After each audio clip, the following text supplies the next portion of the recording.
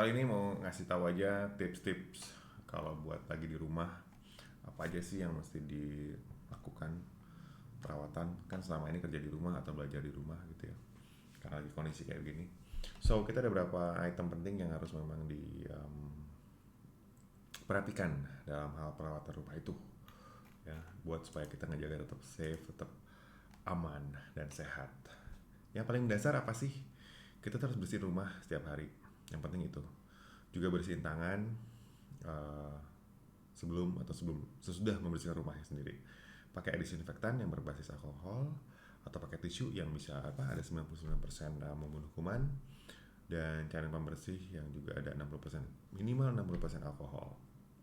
Kalau nggak ada pembersih atau tisu bisa bikin pakai beberapa tes sabun cuci piring, pakai campur garam, dikasih aduk air, masukin air hangat, diaduk segala macam untuk membersihkan. Juga pakai detol segala macam, itu bisa samalah fungsinya.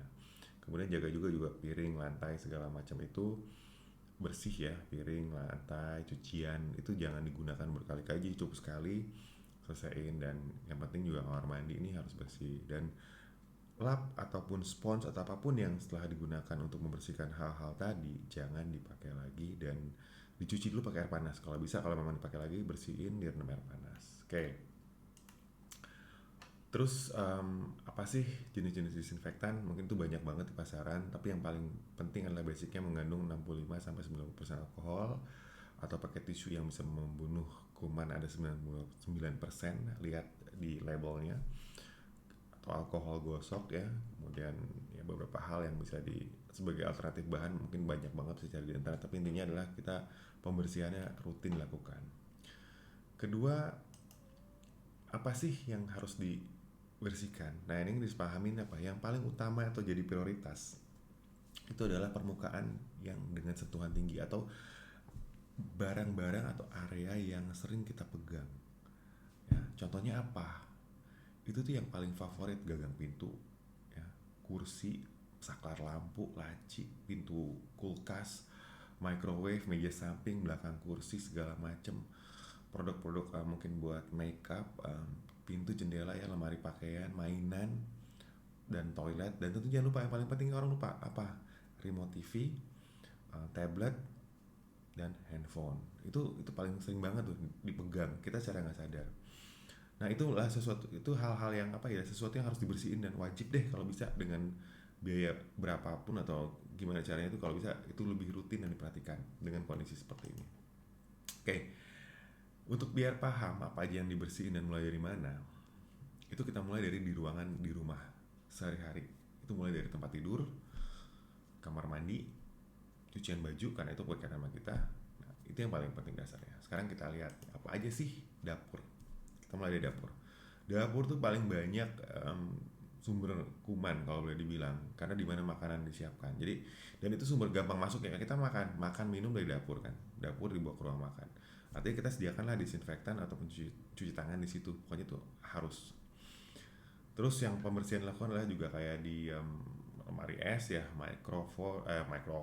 microwave, kemudian tempat makanan, artinya ada talenan, apa segala macam, tempat sayuran dan macam-macamnya lah gitu loh. Juga untuk tas belanjaan sebenarnya kalau bisa sih sekali pakai ya, dibuang. Tapi kalau memang mau dipakai lagi ya dicuci dulu deh atau direndam air panas, sabun, keringin gitu.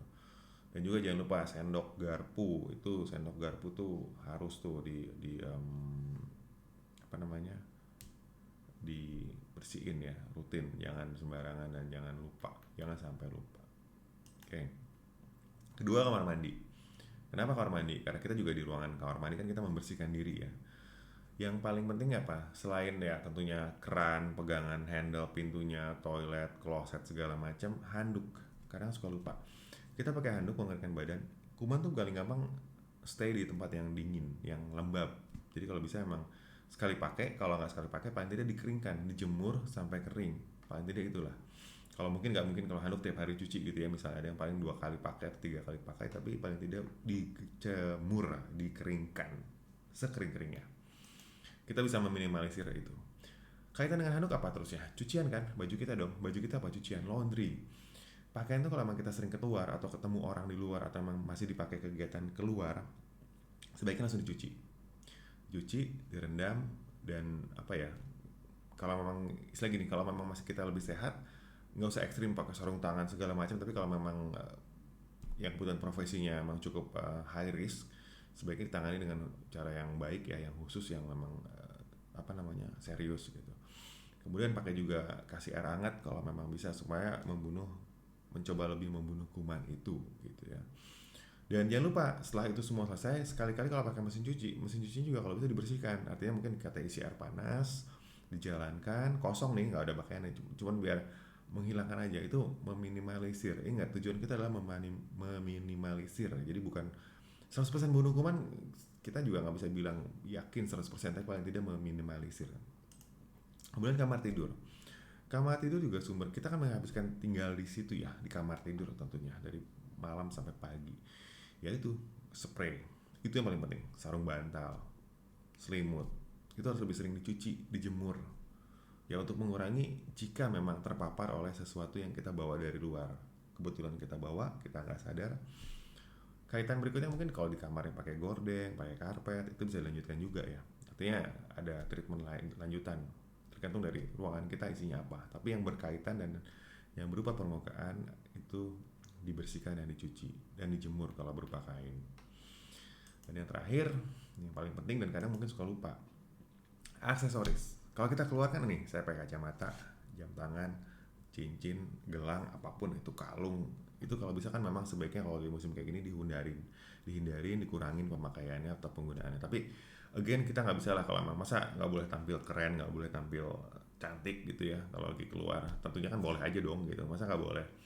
Cuman ya ingat, tetap tolong dibersihin, udahnya dilap, dibersihin, entah bisa pakai semprotan setelah memakai, bisa sebagai di UV. Kita teknologi baru yang kemarin saya lihat di beberapa presentasi bisa pakai UVC, tapi kan itu belum, paling tidak seperti itu. Kemudian juga kalau kita memang sering pakai ini nih, headset, earphone, bluetooth wireless, apapun, juga kalau bisa dilap, dibersihin. Handphone terutama juga sama, kita suka nggak sadar ya, handphone tuh semua di touch, itu dibersihkan.